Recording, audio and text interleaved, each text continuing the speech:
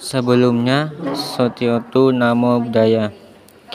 Pada kesempatan kali ini, kami dari kelompok 3 beranggotakan saya sendiri, Arya Dharma, Reti Anjarawati, Selvi Damayanti, dan Winarsi akan menjelaskan tentang objek puja atau citra dalam agama Buddha dalam mata kuliah Ritual Agama Buddha.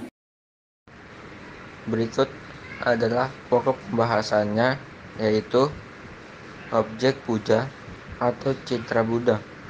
Yang pertama, pengertian rupang Buddha. Yang kedua, sejarah singkat rupang Buddha. Yang ketiga, fungsi rupang Buddha. Dan yang keempat, mudra-mudra Buddha.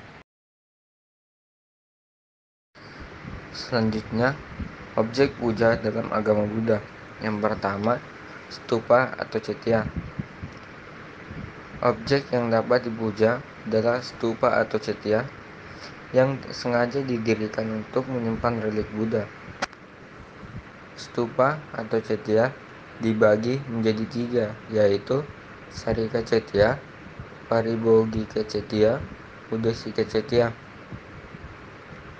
Sarika Cetya yang berarti berhubungan relik Buddha atau sisa tubuh Buddha. Paribhogika Cetya yang berarti barang-barang yang digunakan oleh Buddha.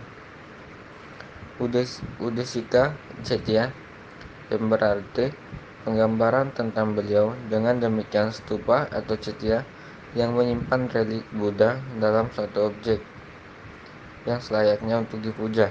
Yang kedua, pohon Bodhi. Pohon Bodhi merupakan pohon di mana Buddha mencapai penerangan sempurna serta mendapat tempat penting sebagai objek yang dipuja. 3. Buddha Rupang. Patung atau gambar Buddha adalah objek pemujaan yang paling sering ditemui. Objek pemujaan ini dikategorikan dalam Udesika Cetya atau penggambaran tentang Buddha. Yang pertama yaitu pengertian Buddha Rupang.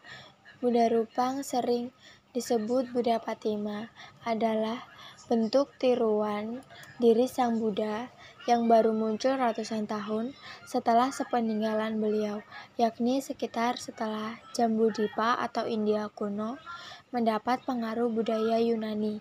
Diperkirakan Buddha Rupang pertama kali diciptakan pada abad pertama, yaitu yang ditemukan di wilayah Gandhara atau Kandahar, sebuah wilayah di daerah Afghanistan sekarang, dan yang ditemukan di wilayah Madhura. Yang kedua yaitu sejarah Buddha Rupang. Awal perkembangan pembuatan patung ini diduga merupakan pengaruh dari tradisi agama Brahmana atau cikal bakal agama Hindu yang memuja banyak dewa. Jika ditinjau dari sisi geografisnya, awal pembuatan Buddha Rupang sering terjadi di wilayah India bagian utara dan barat laut, sehingga dapat dikatakan bahwa objek puja dalam bentuk patung atau rupang Buddha dikenal dalam tradisi Buddhis yang berasal dari kelompok Acaryawada. Masyarakat tradisi Theravada pada saat itu telah menerapkan beberapa aspek seni ke dalam penggambaran keberadaan Sang Buddha. Contohnya, yang pertama yaitu cakra. Cakra diartikan sebagai pengganti keberadaan Sang Buddha. Yang kedua yaitu pilar Asoka yang berpuncak berbentuk singa, dan cakra lembu yang berarti marga Gotama dan teratai di bawahnya, simbol bercirikan Sang Buddha. Yang ketiga yaitu relief bergambar singgasana kosong tanpa sosok yang menempati, menunjukkan posisi keberadaan Sang Buddha.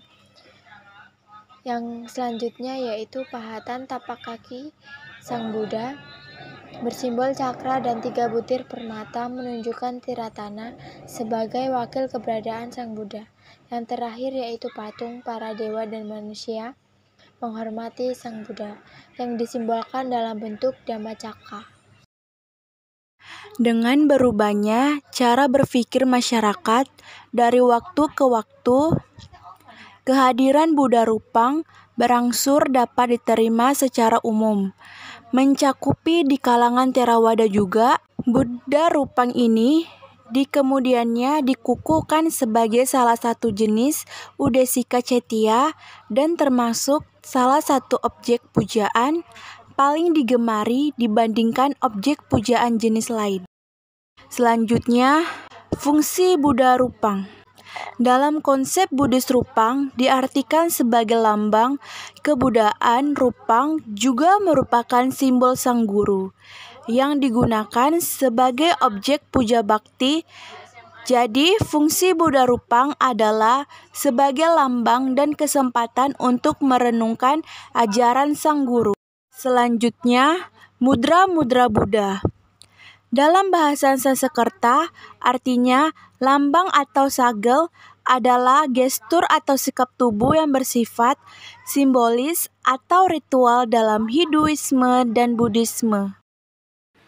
Selanjutnya, simbol mudra Buddha atau gerakan tangan Buddha. Simbol mudra Buddha dibagi menjadi 5, yaitu yang pertama Dhyana mudra. Dhyana mudra atau mudra meditasi biasanya digunakan dalam tradisi Buddha Mahayana, yaitu jalan welas asih untuk semua makhluk hidup. Gerakan ini dilakukan dengan meletakkan tangan kanan di atas tangan kiri, telapak tangan menghadap ke atas, dan ibu jari bersentuhan ringan. Sentuhan ibu jari melambangkan persatuan dan pencerahan maskulin dan feminin dalam pikiran, tubuh, dan jiwa. Yang kedua, Vitarka mudra.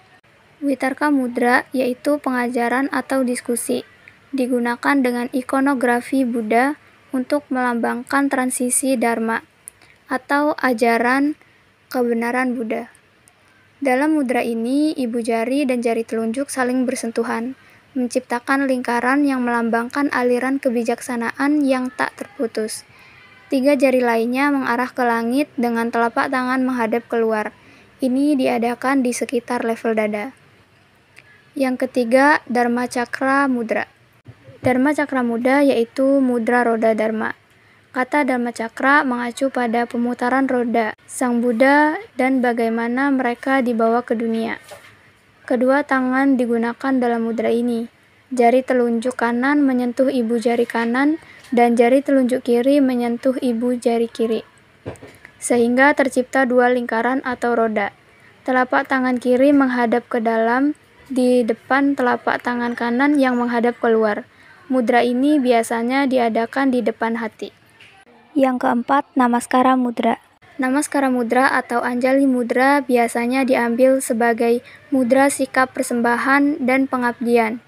Ini juga merupakan gerakan berdoa dengan kedua telapak tangan dilipat. Namaskara atau Anjali mudra juga merupakan isyarat salam, doa, dan pemujaan. Dan yang terakhir, Warada mudra.